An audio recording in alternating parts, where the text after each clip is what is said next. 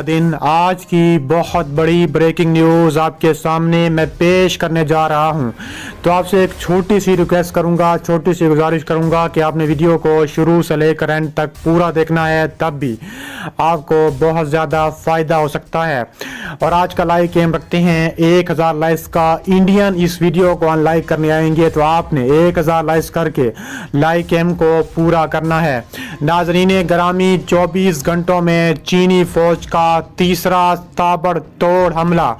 35,000 kilometre Ladakh पर चीन का कब्जा हो गया। भारतीय जंगी टैंक्स इन एक्शन। चीन और भारत आमने सामने आ गए। लद्दाख में चीनी फौजियों ने भारतीय फौजियों की पैंटें उतार दी, अगवा कर लिया।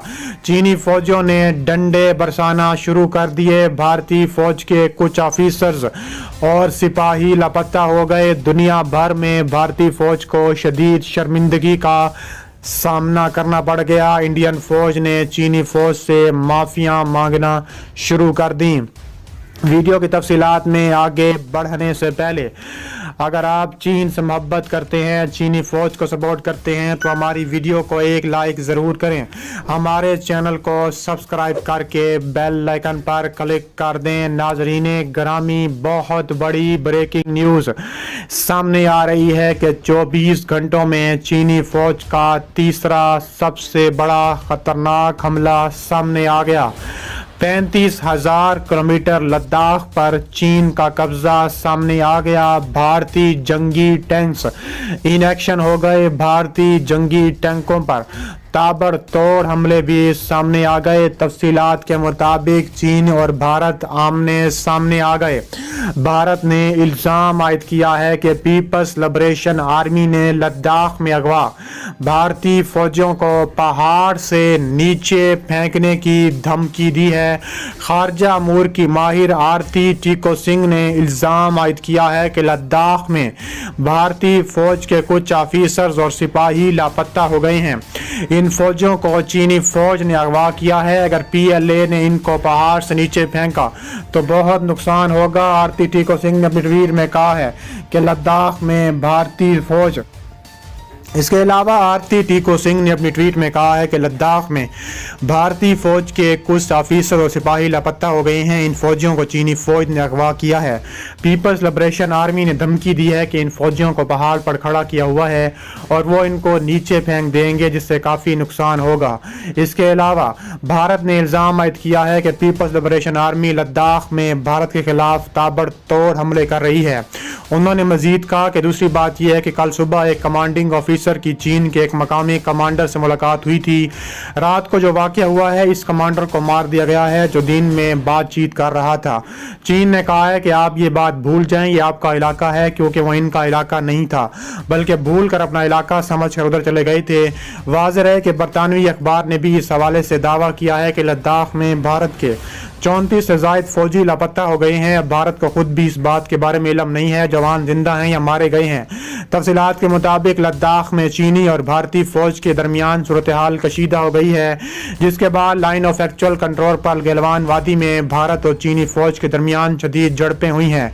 इस दौरान भारतीय फौज के कर्नल समेत 2 जवान हलाक हो गए हैं। भारतीय मीडिया के मुताबिक कशीदा सूरत हाल के बाद भारत और चीन के फौजी हकाम के दरमियान सूरत हाल मामूल पर लाने के लिए मुज़ाकरात जारी हैं। चीनी वज़ारत ख़ारजा के मुताबिक भारतीय फौजियों ने 2 बार सरहद की खिलाफ वर्जी की है और चीनी एहलकारों पर हमला किया है, जिसके नतीजे में दोनों अतराफ की सरहदी फौज के दरमियान शदीद झड़पें हुई हैं। ताहम पाकिस्तान के सीनियर तज्ज़िया निगार समाजी राब्ते की वेबसाइट ट्विटर पर ट्वीट करते हुए कहते हैं कि मोदी PM ऑफिस भारतीय फौजी क़यादत में कल रात से खुलबली मची हुई, क्योंकि कल लद्दाख की गलवान में 45 साल में होने वाले बदतरीन चीन भारत फौजी तसादुम में भारतीय कर्नल समेत 2 नहीं बल्कि 13 फौजी हलाक हुए। दूसरी जानिब बरतानवी अखबार का यह दावा सामने आया है कि भारतीय फौज के ज़राए के मुताबिक भारत के 34 से ज़ायद फौजी भी लापता हैं। लापता होने वाले फौजियों के बारे में हतमी तौर पर यह इतला मौसूल नहीं हुई कि वो जिंदा हैं या मारे जा चुके हैं। ये वाक़या एक ऐसे वाक़े में रौनमा हुआ है जब दोनों मुल्कों के दरमियान कई हफ्तों से सरहद पर तनाव जारी है और अफ्रीकैन की जानिब से इजाफी दस्ते सरहद पर तैनात कर दिए गए थे।